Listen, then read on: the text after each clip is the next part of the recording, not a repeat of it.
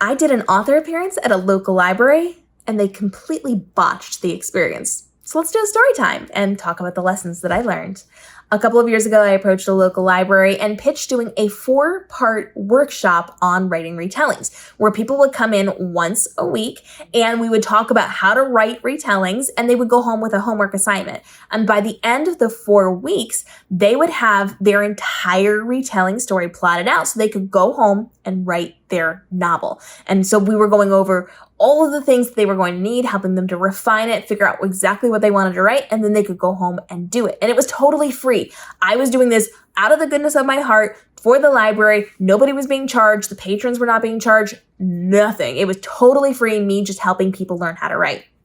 And the library said, well, we don't want to commit to 4 weeks. We want to do 1 day. So I took this workshop, hands-on workshop, and boiled it into a masterclass where I talked about writing retellings and went over a lot of that information, but there was no hands-on element. And then there was going to be Q&A.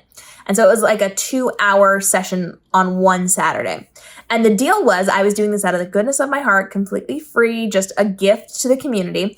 And they were responsible for marketing this before, during, and after. And I specifically told them they were required to get the newspapers there, the TV stations there, like the news people were supposed to be there. They were supposed to be talking about this on social media and turning this into something where people would understand they could come and learn and do all these really great things.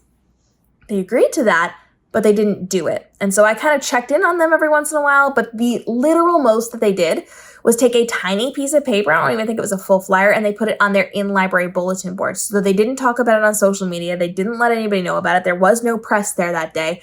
Nothing at all. And so when I arrived for the day of the event, they put me in their room. They gave me a screen and a computer and a projector, and exactly 3 people showed up.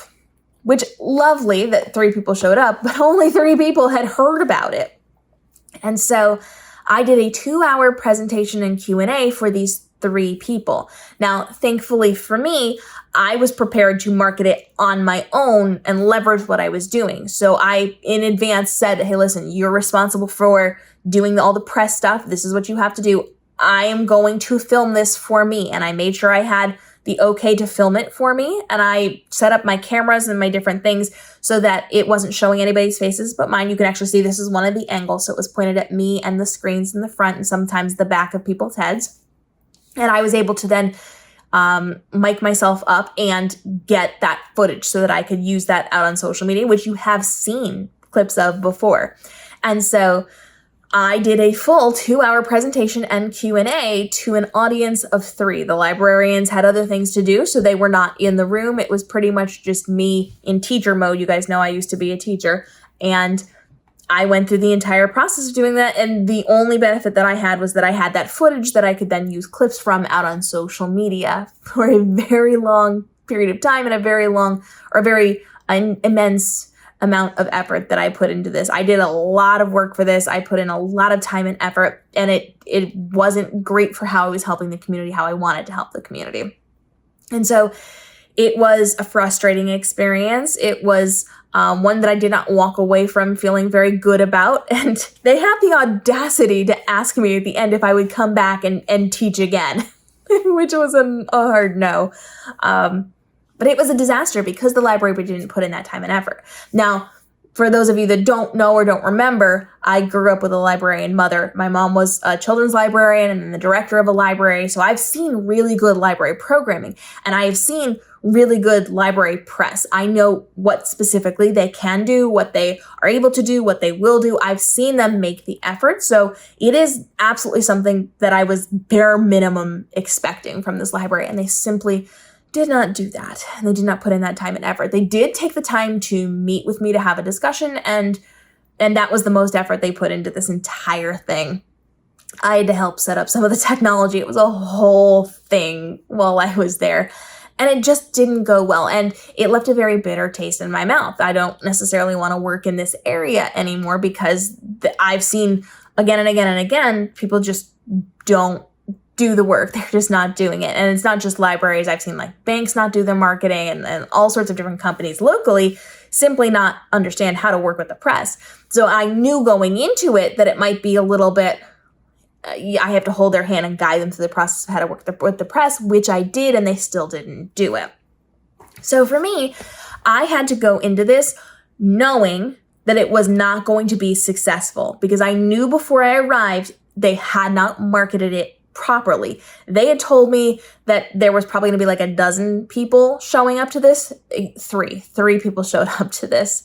And I don't know if they just didn't have great awareness of their numbers or if they outright lied to me to get me to do it anyway. But I went into it knowing it was not what I had wanted it to be in terms of how I could help the community, how I could help the publishing space. So I came into it knowing the only thing I'm actually going to get out of this is maybe answering a couple of questions, helping a couple of people, and then taking that footage and being able to use it for the wide worldwide audience online. So I went into it focused on how I could use this to help people outside of the direct impact that I had in that room. And that's a really important thing for you. If you're going to be doing something like this, you want to make sure that you have the ability to film this, that you have the ability to record it so that you can use it in other ways. Yes, a little bit of marketing for you, but to use the information that you're creating to help others out in this space. So I learned not to trust people. Make sure before I go and do anything with any businesses around this area or anywhere that I check their marketing to make sure they're marketing things, which I did with that library. They marketed other things. They just didn't market my workshop. I don't know why. But I saw them marketing like a podcaster that they had there. I saw them marketing some things that were not as well known as me. So they do market. They just didn't market this particular one for whatever reason. And I did make the decision not to work with them again. And I have not worked with them since because they did not hold up their end of it. So go into these things understanding it may be a complete and total failure. But that doesn't mean that you shouldn't still do it. It doesn't mean that you shouldn't still show up for the 3 people who did show up to the room, who did want to learn, who did put the effort into these things. It is worth it to help even a small amount of people. But if you know you're only helping a small amount of people, figure out ways that you can use that to then help even more people. I'm very big about doing things on a global scale and not just a in-person scale because you can only help so many people in your local space. But you can help so many more online in that global space. So knowing that and directing things so that it works a little bit better. I would sometimes talk to the camera. Sometimes I would talk to the audience. I made sure I had things placed where I could get what I would need to be able to help more people with that. So you have to be very interesting in how you twist things, how you create things, how you leverage things to make sure you are doing the best that you can, even if it's in a limited space in person. So drop your questions on how to work with libraries down below.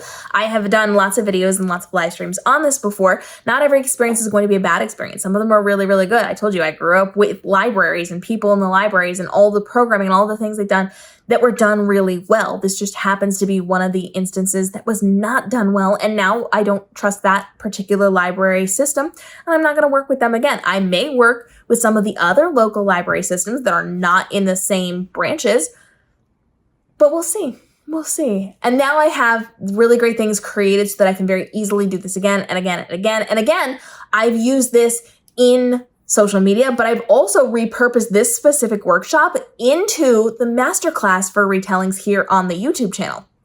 So that is actually in a playlist. It's a 4-part masterclass for free for you guys. It's all of that framework, all of that information. And then I have started to add in some other supplementary content into that playlist as well. So you get the 4-part masterclass for you right now, but then you can also get some additional information. I'll link those things down below for you. But let's talk about doing things at local libraries or running workshops as an author, all of those things. Drop your questions down below. We're actually going to do another episode of this where we talk a little bit more about how I leverage this and how you can leverage this if something like this happens to you that is not exactly what you had planned, but making the most out of this. So drop the questions. We'll see you in the upcoming episodes as we continue to help you navigate the world of publishing to make this your most profitable and most exciting author year ever.